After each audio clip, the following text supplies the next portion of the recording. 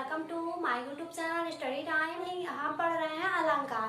अब first class में हमने बताया था अलंकार क्या होता, अलंकार की परिभाषा क्या होती, इसके अंतर्गत कौन कौन से अलंकार आते हैं। अलंकार के अंतर्गत जो तीन प्रकार के अलंकार आते हैं वो कौन कौन से थे बताए थे, शब्दालंकार, अर्थालंकार और उभयालंकार। हमने कहा था कि उभयालंकार हमको नहीं पढ़ना क्योंकि वो इतना इम्पोर्टेंट नहीं होता। हमें पढ़ना है केवल दो अलंकार, शब्दालंकार और अर्थालंकार। शब्दालंकार हम सेकंड क्लास में बता चुके हैं कि शब्दालंकार क्या होता है, इसके अंतर्गत कौन कौन से अलंकार आते हैं। और आज हम देखेंगे अर्थालंकार। अर्थालंकार क्या होता है, इसकी परिभाषा क्या होती है, इसके जो विभिन्न प्रकार के अलंकार होते हैं वो कौन कौन से होते हैं।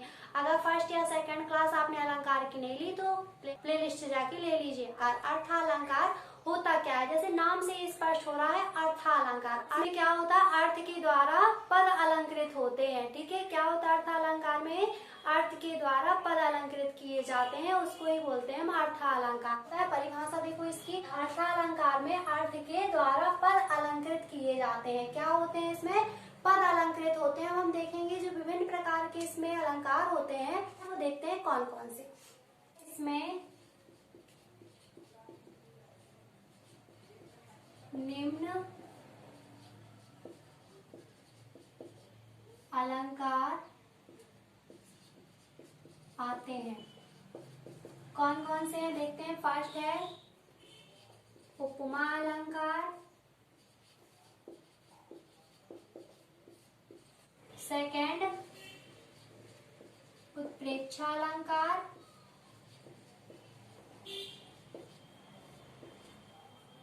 थर्ड रूपक अलंकार, फोर्थ अन्योक्ति अलंकार,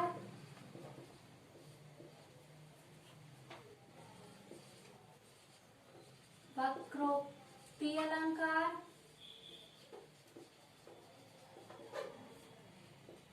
सिक्स है विभावना अलंकार,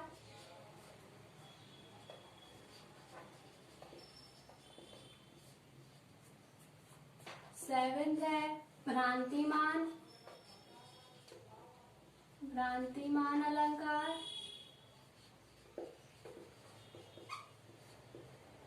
एट्थ है संदेह अलंकार,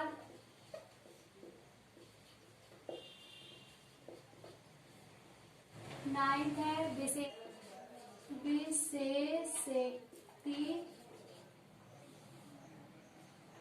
अलंकार। यह अर्थालंकार के अंतर्गत आने वाले अलंकार। अभी और भी है इसमें अलंकार, बस हमको बट इम्पोर्टेंट कंप्लीट करना है तो हम इतने ही अलंकार कंप्लीट करेंगे। परिभाषा देखेंगे, इसके एग्जाम्पल देखेंगे और हम इनकी पहचान देखेंगे। ठीक है, तो हम देखते हैं अर्थालंकार के अंतर्गत आने वाले प्रकार।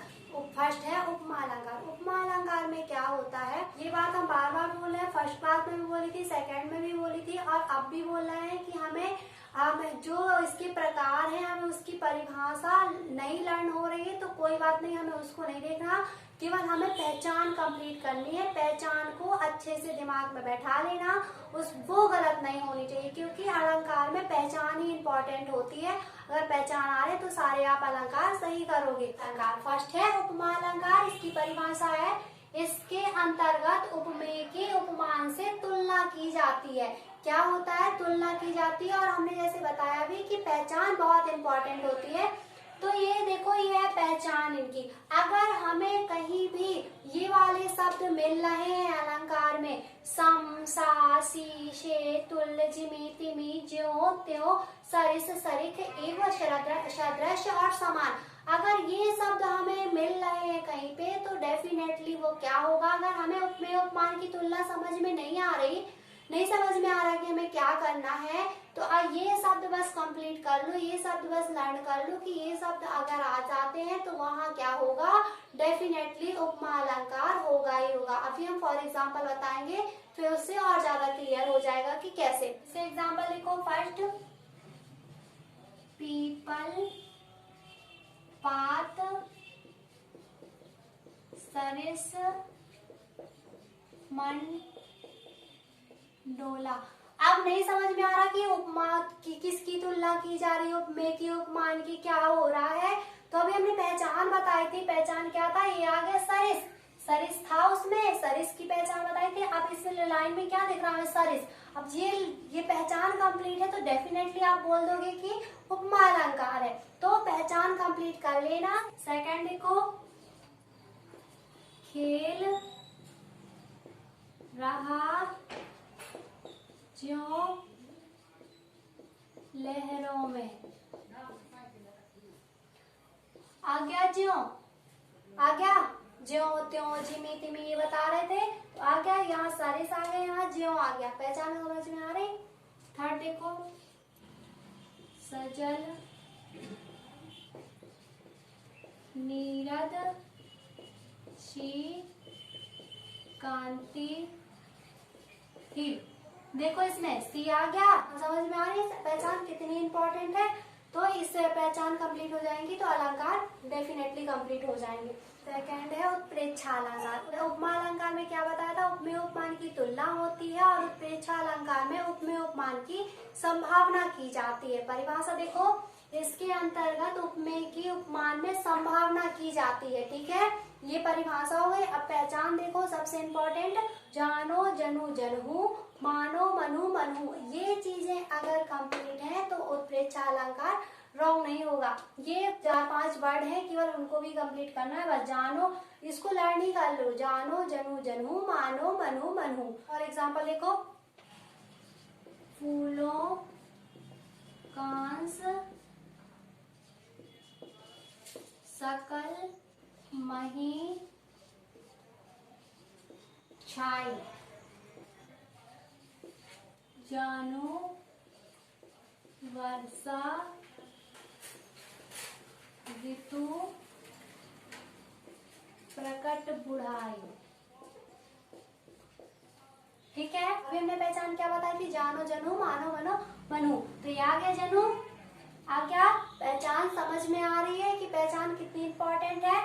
का फूलों कांस सकल मही छाई, जानो वर्षा ऋतु प्रकट बुढ़ाई। जनु आ गया, ये है इसकी पहचान। थर्ड है रूपक अलंकार। उपमा अलंकार में क्या होता था, तुलना की जाती थी उपमेय उपमान की। उत्प्रेक्षा में क्या होता था, उपमेय उपमान की संभावना व्यक्त होती थी। और रूपक अलंकार में क्या होता है, उपमेय में उपमान का आरोप लगाया जाता है। क्या होता है, डायरेक्टली आरोप लगाया जाता है। परिभाषा देखो कैसे, इसके अंतर्गत उपमेय में उपमान का आरोप किया जाता है। जिस अलंकार में भी पता चले कि प्रकृति का वर्णन हो रहा है, बाल लीलाओं का वर्णन हो रहा है, सौंदर्य का वर्णन किया जा रहा है, वहां पे डेफिनेटली क्या होगा, रूपक अलंकार होगा। फॉर एग्जाम्पल देखो, बीती विभावरी जागरी अंबर पनघट में डुबो रही। किसका वर्णन किया जा रहा है, यहाँ पे प्रकृति का वर्णन किया जा रहा है कि रात आने, बादलों की बात की जा रही है, रात की बात की जा रही है यहाँ। तो क्या होगा यहाँ पे, रूपक अलंकार है, क्योंकि इसमें क्या किया गया है, प्रकृति का वर्णन किया गया है। फोर्थ है वक्रोक्ति अलंकार। बताया परिभाषा देखो कैसे, वक्रोक्ति अलंकार का तात्पर्य है तिरछा अर्थ। तो वक्रोक्ति अलंकार में किसी की कही जाने वाली बात का कोई अन्य अर्थ लगाया जाता है। समझ में आया, मतलब हम कह कुछ रहे हैं और समझा कुछ और जा रहा है, वहां पे होता है वक्रोक्ति अलंकार। और वक्रोक्ति अलंकार की सबसे इम्पोर्टेंट पहचान है, इसमें प्रश्न चिन्ह आता है। ठीक है, उदाहरण, एक कबूतर देख हाथ में पूछ, कहाँ अपर है, उसने कहा, कहा अपर कैसा,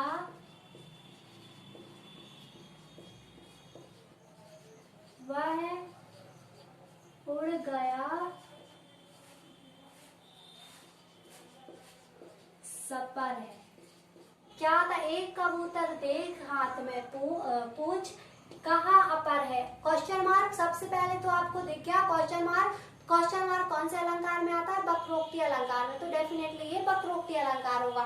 ठीक, तो उसने कहा अपर कैसा, वह उठ खड़ा हुआ सपर, ये हो गया वक्रोक्ति अलंकार। जहाँ पे क्वेश्चन मार्क दिख रहा है, जहाँ पे प्रश्न चिन्ह दिख रहा है, वहाँ पे क्या होगा? वक्रोक्ति अलंकार होगा। तो गाइस, तो अभी हमने पढ़े अर्थालंकार में जो विभिन्न प्रकार बताए हैं अभी हमने, उसमें से हमने कुछ आज देख लिए और कुछ देखेंगे नेक्स्ट क्लास में। अगर अलंकार में कहीं भी प्रॉब्लम जा रही है तो कमेंट बॉक्स में कमेंट जरूर कर देना।